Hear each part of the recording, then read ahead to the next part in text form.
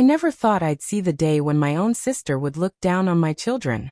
We grew up in the same small town, shared the same bedroom for 15 years, and dreamed about raising our kids together, sleepovers, matching outfits, and chaotic birthday parties.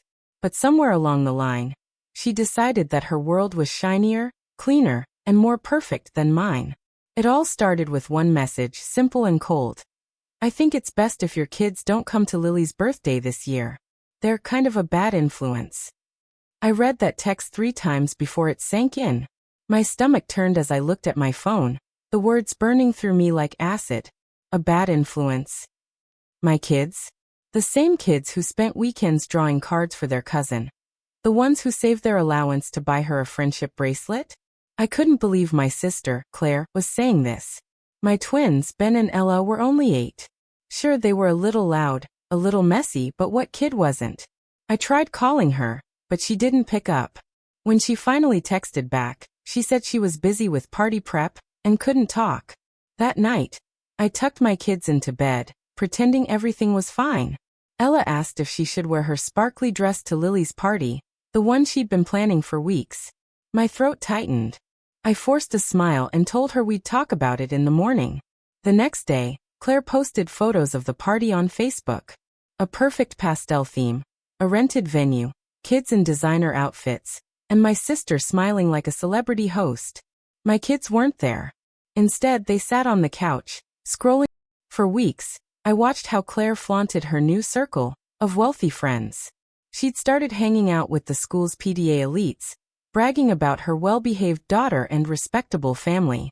Every photo, every caption was a quiet way of saying we're better than you. I wasn't rich, but I worked hard.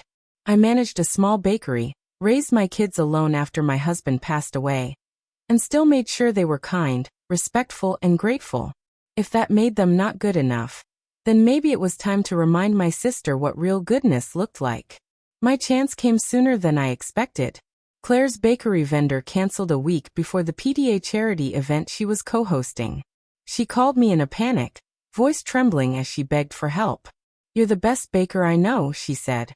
"Could you please handle the dessert table? It would mean so much." I should have said no. Every part of me wanted to. But instead I said yes. Because I knew exactly what I was going to do. I worked day and night to prepare an unforgettable display.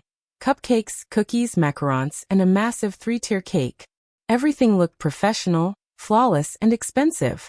When I brought it to the event, the other parents couldn't stop complimenting it. Claire beamed proudly, introducing me as my sister, the baker.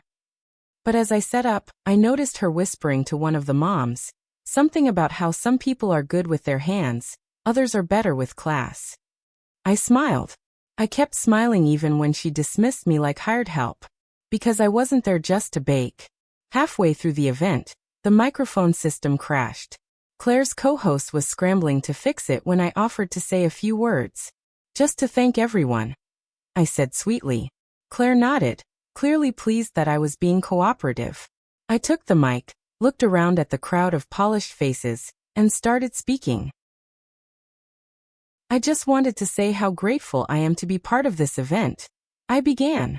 It's funny really, when you're told your kids aren't good enough for someone else's party, you start to question what good enough even means. Is it about the clothes they wear? The house you own? Or maybe how expensive your child's birthday decorations are? The room fell silent. Claire's smile froze. "I've learned," I continued, "that being good enough isn't about perfection. It's about kindness. It's about raising kids who don't judge others for what they don't have. And I'm proud to say my children are good enough in every way that actually matters." You could hear a pin drop. Then, a slow ripple of applause started.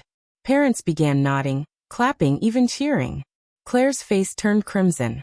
She tried to laugh it off, muttering something about me being emotional. But the damage was done.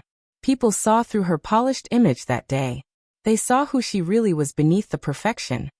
The woman who judged her own family to impress strangers. After the event, I packed up quietly. Claire didn't say a word as I left, but later that night she called. Her voice cracked as she apologized, saying she hadn't realized how cruel her words were, that she just wanted her daughter to fit in. I told her fitting in wasn't worth losing your heart.